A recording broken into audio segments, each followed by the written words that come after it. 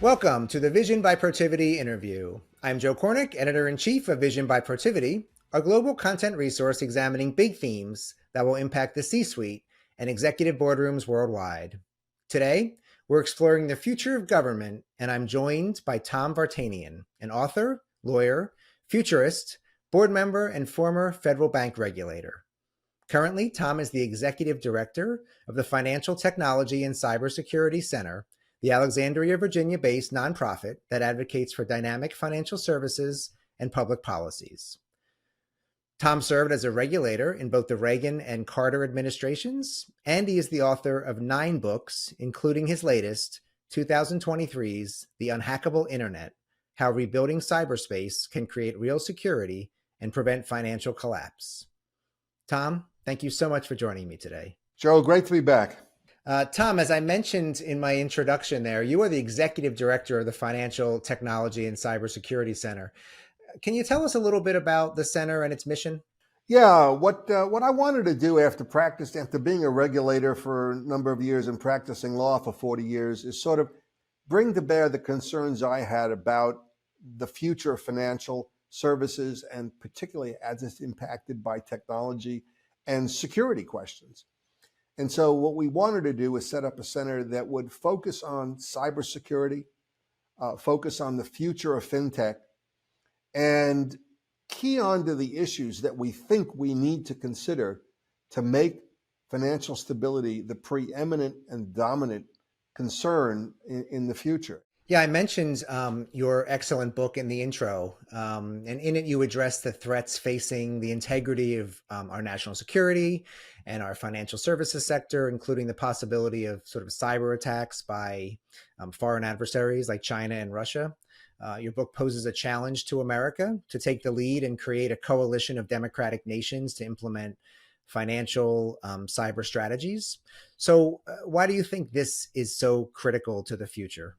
You know, you can go on the CISA's website today and look at the numbers that they have prominently on their website. CISA, which of course is part of the Department of Homeland Security, says that 1 in 5 people in America have malware on their computers. 1 in 3. 47% of us in the country have had personally identifiable information collected about us. 47%. 600,000 accounts are hacked daily. $4 billion in crypto is stolen each year. And ransomware attacks are now averaging the theft of more than 500 million. There are more than 500 million ransomware attacks every year.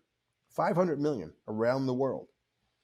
And so what you see is a scale of devastation and destruction that has to be put into some context relative to the enhancement of the human quality of life that technology can provide. And I think we are losing the battle in that balance because we're irrationally focused on the upside of technology and not very focused on what can happen on the downside. We don't know so much about technology, and we're playing as if it's always going to be benevolent and good to us. But the problem is that there are so many people increasingly every year using it for bad purposes and to steal money or to influence elections or bring down governments. So let me ask you a question. As a country, is the United States of America doing enough? I mean, do we've got the right people on it? Do we have the right investment pointed at it? I mean, how are we doing in that realm? Yeah, I think, Joe, that we are playing into the hands of our adversaries. I mean, let me say it this way. If we wanted to build a system to allow our adversaries to take as much advantage of critical infrastructures, money, power, and every possible aspect that our government relies on, we would have built the system we've built online, right? Because it is highly insecure and it is increasingly vulnerable to attack. When the internet started in 1969, the ARPANET, right? It was established to communicate messages, not to store data. And here we are all these years later, storing all of the data on the planet and all of the value on the planet on a system that was never built to do that, right? So again, I think it changes the scales and the balance of things. It allows countries that shouldn't be able to punch above their weight to punch above their weight. And North Korea is probably the best example of that. It's basically running its economy off hacking, right? And it's giving it's all of this money they're making from hacking everything around the world. It's giving this money to run its economy and run a nuclear program, right? So we've got to start seeing that we can't think in terms of traditional regulation, traditional concepts, if we're moving forward in a world where the scale has changed and the balance between good and bad is now moving dramatically. So my bottom line is that we need leaders in this country to basically move forward with an agreement among democracies. Forget the other countries that aren't going to come in, dictatorships and totalitarian government. They're never going to come along because they're now seeing technology as the way that they can control their people. I mean, if we had an hour, we could talk about what's going on in China with 300 million facial recognition cameras giving everybody a social score, right? So for totalitarian governments and dictators, technology is now the greatest thing in their hands because it will prevent them from ever being out of power. Because with facial recognition, they will know when two people are meeting that they think shouldn't be meeting. And that's pretty scary. I think, in answer to your question, the government hasn't done enough, isn't spending enough, and isn't focused enough on these issues. Because at the end of the day, said very simply, a lot of these issues are not campaign issues you can raise money off of, right? And those are the issues, whether they're important or not, that tend to draw political donations and that the politicians tend to focus on. The second problem is that I don't think most people on the Hill understand more about technology than how to turn on their computers. I mean, you can watch any congressional hearing you like. The ones with Mark Zuckerberg and Facebook were interesting. And you realize that most of the questions have been written down, and the people asking those questions really don't understand the broad significance of the questions and the answers that they're getting. And the sad thing is that Bill Clinton in 1996 nailed the problem. He identified critical infrastructure. He had great people working on his cybersecurity proposals. And he nailed the problem. And he laid out the fact that we need to protect critical infrastructures because of the inherent vulnerabilities of the systems that they're on.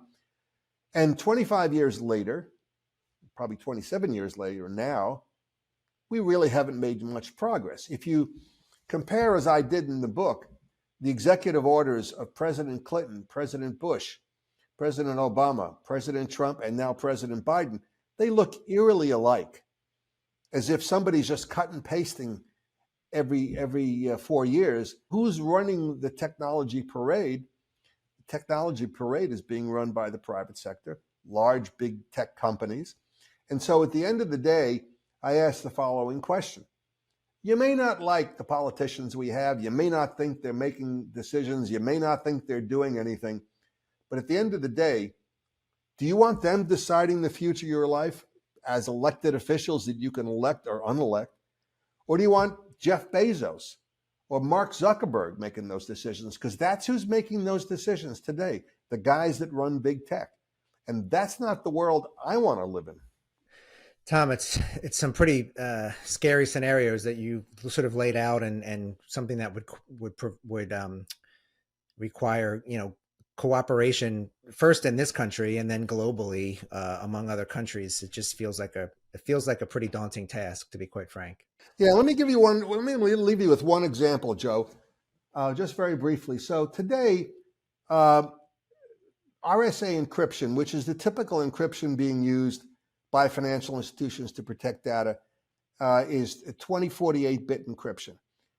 which means the key is 2048 bits long, and is to make it simple, it's very complicated keys.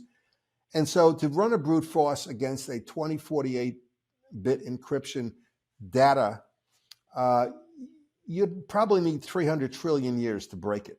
And then you might break it on the first try, but to go through every possible permutation to break a 2048 RSA bit encryption, you would probably need 300 trillion years. All right? Quantum computing. We are now within 10 years of having high-powered quantum computing, which will be, for some purposes, enormously powerful and enormously useful. A 4,099 qubit quantum computer, and we have only now, I think we're now just approaching 1,000 qubits quantum computing. So that's a ways off, but a 4,099 qubit quantum computer can reportedly break that 2048-bit encryption, not in 300 trillion years, but in 10 seconds. So that's why it's being reported that the Chinese are gathering up all of the encrypted information they can today, so they will be able to decrypt it tomorrow. Tom, I mean, do you think, is the United States far behind the rest of the world when it comes to this, making sure that we're protecting ourselves? Yeah, it's a great question. I addressed that question in the Unhackable Internet, and I said, China's going to have some severe economic problems themselves. But China's plan is to, by 2030, have the largest economy in the world, the most sophisticated technological prowess, be dominant in artificial intelligence, and be dominant in quantum computing. If they do those four things, that's not going to be a good day for the United States of America. And they're outspending us in each of those areas. They're outspending us in artificial intelligence. They're outspending us in quantum computing. They have built bigger quantum networks than we have built, right? And I think we're thinking like people who have been on top, not realizing it's harder to stay on top than it is to get there. And everybody else is running fast to get to where we are. We've got to spend the money judiciously to guarantee our future in the technological sense. So last question for me, Tom, and that's, how optimistic are you about the future when you sort of put it all together and take a look over the next, let's say 2030 and beyond? How optimistic are you that we'll get most of this right? I think we're getting most of everything wrong today, and that makes me pessimistic. You can talk at any level, the social, cultural, financial, political. We just seem to be getting so many things wrong, and I equate it to a lack of the ability to prioritize. I think we've lost our capacity to prioritize the issues that are really, really important. And so I think we will continue to muddle along and do just fine as long as everybody else is doing worse. But as other countries and other systems begin to do better, it's going to shine a light on the flaws in our system. It's going to shine a light on the archaic makeup of our regulatory system. It's going to shine a light on the fact that we're focused on the wrong issues at the wrong time for the wrong reasons. It's going to focus a light on the fact that we've let so much of the financial services business that takes consumer dollars be completely unregulated. So I am what I call guardedly pessimistic. I mean, we seem to muddle along and do just fine. But, when you look at something over a long trend line, which I tend to look at 25-year, trend lines, you can see we're not going in the right direction on any of these issues. And I wrote in one op-ed that I thought the only solution to those problems was better leadership. I concluded that we just weren't electing at any level the kinds of leaders we need to confront and solve these issues. And that, to me, is the fundamental problem that we've got. And unless we are able to stand up as voters and say, look, you got to give us better candidates. Sure. That seems like almost an unsolvable problem. I hope I'm wrong, but that seems like a really, really difficult one to fix. Yeah, no, I agree. That's why I'm guardedly pessimistic. Well, Tom, you've given us a lot to think about today. I appreciate the time, the insights, and the conversation. Thanks so much. Great, Joe. Thanks for having me. I really appreciate it. And thank you for watching the Vision by Protiviti interview. On behalf of Tom Vartanian, I'm Joe Kornik. We'll see you next time.